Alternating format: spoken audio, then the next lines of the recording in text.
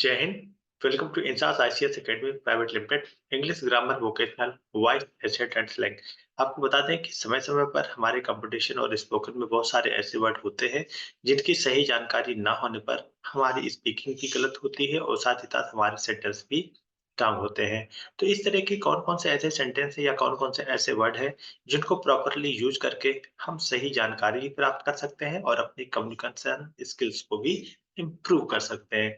तो आज English grammar vocational voice asset and slang में विशेष रूप से सिंगुलर कलेक्टिव नाउन्स बताए जा रहे हैं। और ये ऐसे सिंगुलर कलेक्टिव नाउन्स होते हैं जिनको अगर हम सही से ना यूज करें तो उनकी स्पेलिंग मिस्टेक्स भी होती है और कम्युनिकेशन स्किल भी खराब होती है।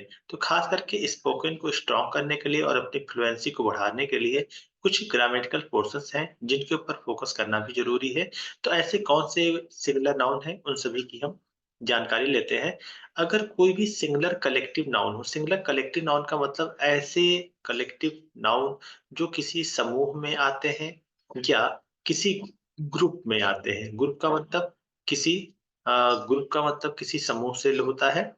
तो ऐसे सिंगुलर कलेक्टिव नाउन जो ग्रुप बताते हैं या समूह बताते हैं, तो ऐसे सिंगुलर कलेक्टिव नाउन के बाद अगर ऑफ आया है तो इसके ठीक बाद प्लूरल नाउन आती है। प्लूरल नाउन का मतलब हमेशा एस लग के, जैसे बॉयज हो गया, ठीक है, और गर्ल्स हो गई। तो इस तरह से जो भी नाउन आएंगे उनमें एस लग कर आएगा, ये चीज हमेशा याद रखिएगा।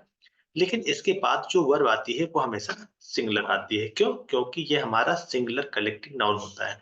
तो कोई भी सिंगुलर कलेक्टिव नाउन के बाद अगर ऑफ आया है तो उसमें नाउन हमेशा प्लूरल की यूज होती है, लेकिन वर्ब हमेशा सिंगुलर की आती है। इसको एग्जांपल में सीखते हैं। अ टीम ऑफ प्लेयर, प्लेयर का जो ग्रुप होता है उसे हम टीम बोलते हैं, ये तो आपको भी पता है। तो अ टीम ऑफ बताया क्या गया था कि अगर कोई भी सिंगुलर, तो ये टीम क्या है? सिंगुलर कलेक्टिव नाउन हो गया। अब इसके बाद ये हमारा ऑफ आया हुआ है। अब बताया गया था प्लूरल नाउन, तो इसके बाद यहाँ पे प्लेयर्स लिखा गया। कभी भी यहाँ पे प्लेयर नहीं लिखा जाएगा, ठीक। और फिर था सिंगुलर वर्ब। तो टीम ऑफ प्लेयर्स मतलब कोई भी सिंगुलर कलेक्टिव नाउन के बाद अगर ऑफ आया है तो इसके साथ हमेशा प्लूरल नाउन यूज की जाएगी और वर्ब हमेशा सिंगुलर की आएगी। तो ये चीजें हमेशा याद रखिएगा। A team of players is playing there. अब यहाँ पे देखिए, स्टूडेंट, स्टूडेंट का जो ग्रुप होता है वो बैच कहलाता है। मतलब स्टूडेंट का जो समूह होता है उसे हम बैच बोलते हैं। तो सिंगुलर कलेक्टिव नाउन यहाँ पे क्या हो गया? यहाँ पे ये बैच हो गया, ठीक। तो ये सिंगुलर कलेक्टिव नाउन बताया गया था ना, ये सिंगुलर कलेक्टिव नाउन, तो ये सिंगुलर कलेक्टिव नाउन बैच हो गया। इसके बाद ऑफ आया हो तो यहाँ पे देखिए ऑफ आया है।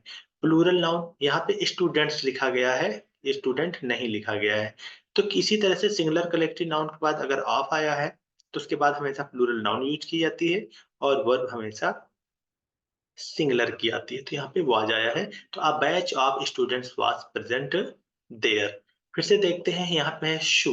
तो शू को अच्छे से समझिए, शू।